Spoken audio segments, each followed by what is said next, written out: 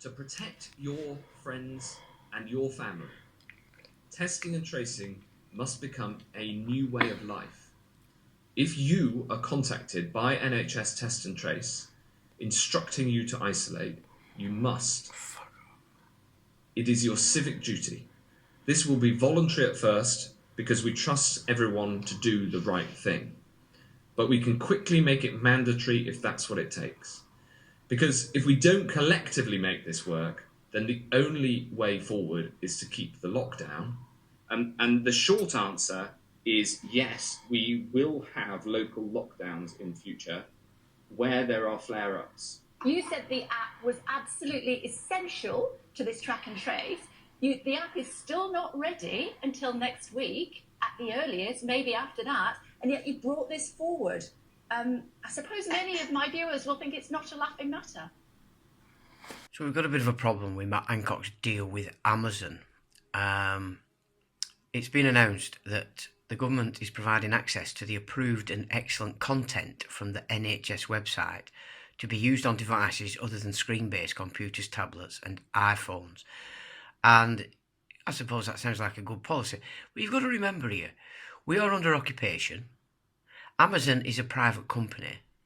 And the government is a bankrupt sole office company, sole office holder being the fiction QE2 that has no flesh and blood attached to it at all. And the government is now forcing you to furnish private companies, Amazon in particular, and NHS trusts, which are private companies. The trusts, they are no longer the NHS. It would be called the National Health Service if it was still under the checks and balances of the state. It's not. It's called NHS trusts because they are private. So the government is actually furnishing, profiting and sending our data, our cash to private companies. That is against international law under occupation. So what we're looking at is Amazon is allowed to use the information to target medical devices. So we need to know, where is this information going to be stored? You know, because we know straight away that all these internet companies are selling our data. So we're being encouraged to give Amazon our data, and it's tied to the NHS trusts. You see, they do play a word game there with NHS. The National Health Service was state-run, and all the checks and balances came from the state. The state, of course, belongs to the people. Okay, the public. We dictate terms to the state, and the state ensures those rules are carried out. But that is not what's going on now. The government is encouraging everybody and instruct. It's using the word instruction. You know, it said, if you get an instruction from NHS, you have to obey it. What? These are private companies, people. You see?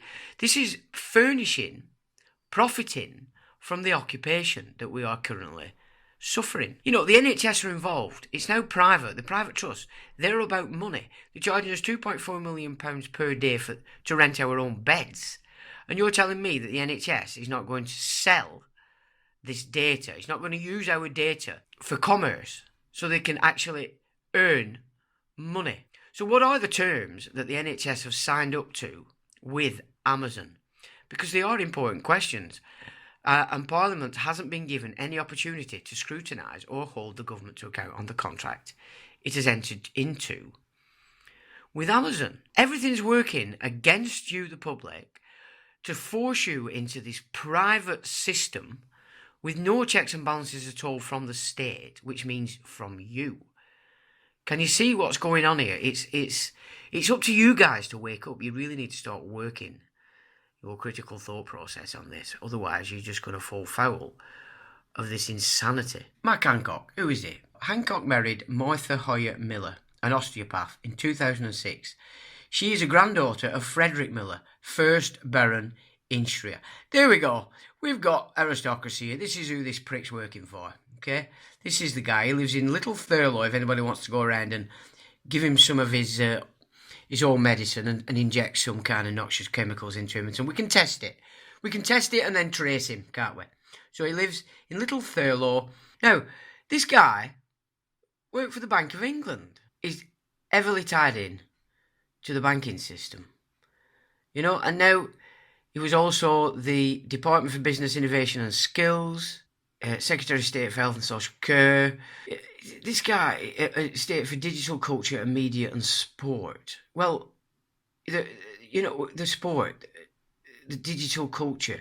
You've got Nicole Sarah Davis pushing this V code, this V platform. You can see this is just a big corporate bunch of rogues who have taken over our state, our nation, and are furnishing, they are profiting from the very situation they've created and are busy enforcing on you as long as they can to hit the economy, to kill private enterprise, to kill your ability to trade outside of the corporate monster. You know, it's ridiculous that people are actually going on with this. And before we moved to London, he was an economist at the Bank of England, specialising in the housing market. And in 2005, he became economic advisor to the Shadow Chancellor of the Exchequer, George Osborne, later becoming Osborne's chief of staff. So this guy's really well seated in. He's a proper tit. This guy's a shithouse. You know, these people are getting away with this because there is no punishment. There's no punishment for these people. Yeah, it's like the bully. The bully will keep going forever and ever until he gets that smack on the chops. We need to start looking at where these people live. Don't badger him at Parliament. These are men. He's a man. Okay, pretending to be a child, of course, obviously. That's the fiction. That's the fiction all politicians take on. I'm a man, but I'm going to pretend to be a little baby. So, you know, Hancock is a man. He is liable for this, and we, as the public, are within our right to go to his home and stay around his home until we get action. This guy wants put in prison. That's what this guy, he's hanging. These people are treasonous, subversives. They're subverting your nation. And, you know, the age-old consequence of such is to hang them. And we can hang them from these mobile towers that they're installing everywhere. You know, what's wrong with that?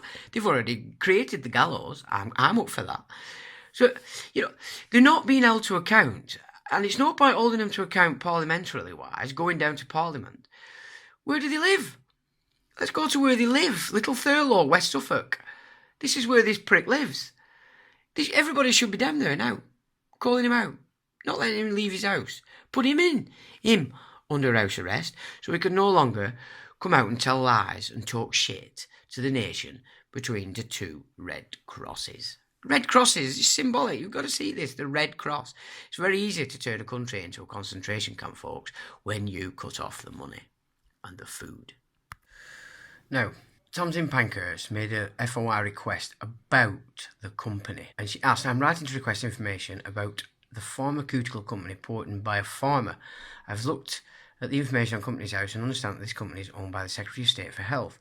I'm trying to establish whether this company is owned by that government department or whether it's owned by the individual man Hancock. So it's not. We know that. Okay, so their response is, Porton Biopharma Limited is a limited liability company wholly owned by the Secretary of State for Health and Social Care on behalf of Public Health England, PHE. All assets held by DHSC are in the name of the Secretary of State for Health and Social Care, which is a legal position. So can you see it's a fiction? And not by the individuals who may occupy the position of Secretary of State from time to time. All assets owned by PHE are also in the name of DHSC. Any dividends declared are paid to Public Health England. Public Health England. This is what we need to look at now. And he says this is set out in the company's accounts, which can be found at Companies House. Okay, so we're just looking at Porton Biopharma Limited, which was incorporated on the 27th of November 2014. Now, it all seems rather innocent, but company name Porton Biopharma Limited, private limited by shares, England and Wales. Now, its proposed registered office address is 1 Point Row, Leeds, United Kingdom, LS1 5AB. The company director one is person Michael Brodie. Service address Wellington House, 133155 Waterloo Road, London, United Kingdom. What's Leeds got to do with this here? This guy's born in 69, nationally British, occupation finance and commercial director. Initial shareholdings, name Secretary of State for Health. Address Richmond House, 770 Whitehall, and the class of share is 1. Statement of compliance. I confirm the requirements of the Companies Act 2000 as registration have been complied with. Name Secretary of State for Health. So this is a fiction. So this was done in 2014. People, right now, we've got 11 officers with 5 resignations. So current officers is Nigel Richard Mowbray Mackey from Manifold Road, Porton, Salisbury, Wiltshire. Berry Clare, Manifold Road, Salisbury, Wiltshire. Donald Richard Gleave, Wellington House, Waterloo Road, London. Roger James Hinton, Manifold Road, Porton, Salisbury, Wiltshire. Donald Anthony Shepherd, Manifold Road, Porton Down, Salisbury. And Rebecca Wilson, again, Manifold, Porton. So Rebecca's a solicitor, Donald's an accountant, Roger is PBL Managing Director, Donald is PHE Deputy Chief Executive, Barry is Company Director, and Nigel is the Secretary. So, interesting indeed. So, let's look at Secretary of State for Health and Social Care. I think in 2014 it was Jeremy Hunt, but it's irrelevant. We're dealing with a fiction here and a position. Now let's look at Matt Hancock. Status, Minister of the Crown, Member of Cabinet and the Privy Council, reports to Prime Minister, his seat is in Westminster, and the appointer of this is the Crown, on advice of the Prime Minister. Term at Her Majesty's pleasure. Can you see that these fictions that we're dealing with is, so that's Health, Secretary of State for Health and Social Care is appointed by the Crown. Each guy's a member of the Privy Council already. You don't usually go into Privy Council until you've left your office. So this guy's a serious piece of shit. This guy isn't what he pretends to be. But then when you look at his little smiley face, he does look like the Cheshire Cat, doesn't he? Let's have a look at Public Health England. It says Public Health England, PHE, is an executive agency of the Department of Health and Social Care in the United Kingdom that began operating on the 1st of April 2013. Its formation came as a result of a reorganisation of the National Health Service. That's when they started to turn into trusts, private companies, yeah? In England, outlined in the Health and Social Care Act of 2012. It took on the role of the Health Protection Agency, the National Treatment Agency for Substance Misuse, and a number of other health bodies. It is an executive agency of the DHSC, that's Department of Health and Social Care, and a distinct delivery organisation with operational autonomy. Now, if you just look at the headquarters, it's 133-155 Waterloo Road, London. So this is a department, but through this, it's actually furnishing Porton Biopharma Limited, because obviously somebody's paying these people's wages, aren't they?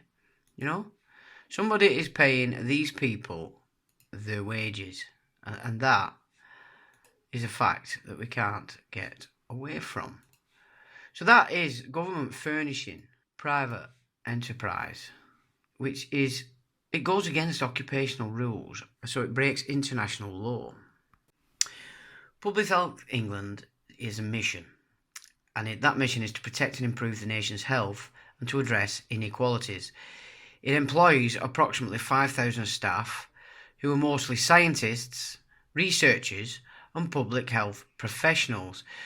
It announced plans to move its headquarters and 2,750 of its staff to Harlow on a former GlaxoSmithKline site, and this happened in 2017.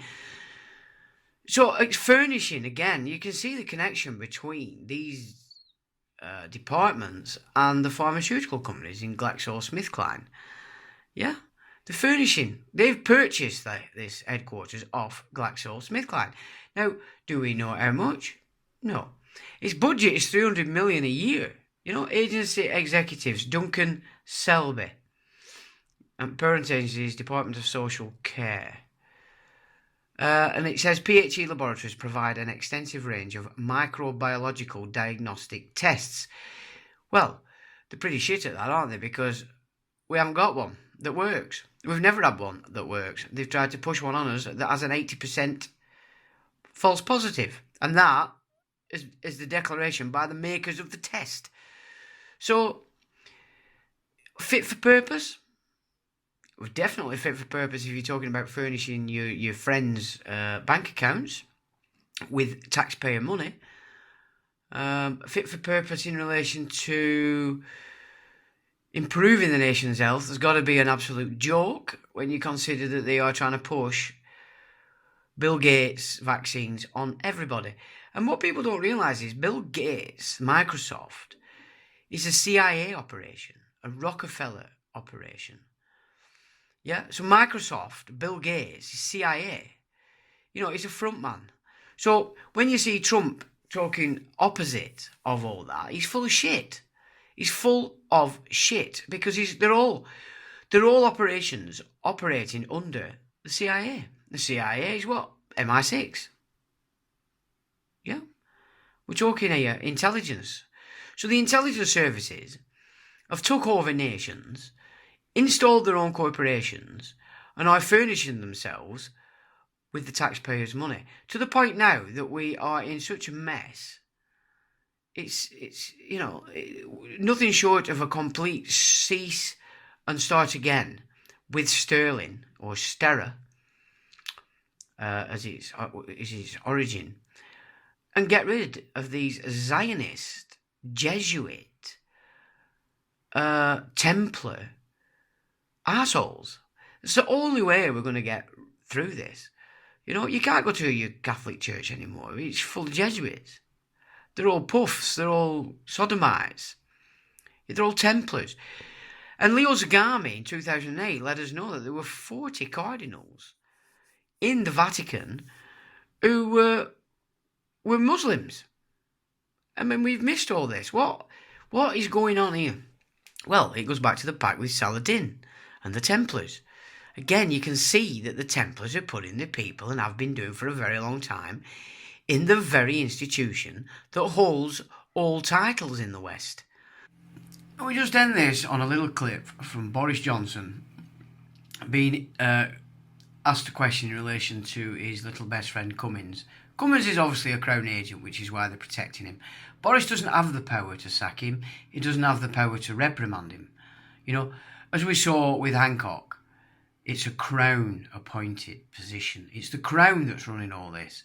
And as I've said before, the fiction QE2 has no flesh and blood attached to it, yet the woman who abuses that office is a member of the Inner Temple. Yeah, this is Templar. Templars, this is your sodomites. Yeah, your moneylenders. This is who they are. So just listen to this little clip of Boris, because you're going to get an insight now as to how they just, now that they've got this lockdown in, now they've got you all self-quarantining and putting yourself under house arrest, this is just going to go apeshit. This is not something that's going to, it's all over now. This is just going to go on and on and on. If the R rate starts to creep up and lockdown needs to be replaced either as it is or maybe more full and robust, my inbox tells me that as a result of the last few days, the response of the British people is going to be far less energetic than it was first time round. And that is as a direct result of the activities of your senior advisor. You're right to say that we know what your views are. Frankly, Prime Minister, I don't think anybody understands why you hold those views. So what do we say to our constituents who are likely to say, you can keep your lockdown if it has to come back? If other people don't abide by it, why on earth should we? Well, Simon, I must say I don't think that's true about how the British people will respond to the next phases, to how to work the test and trace system. I don't think that's how they've responded at all throughout the crisis. I think they've responded with fantastic responsibility.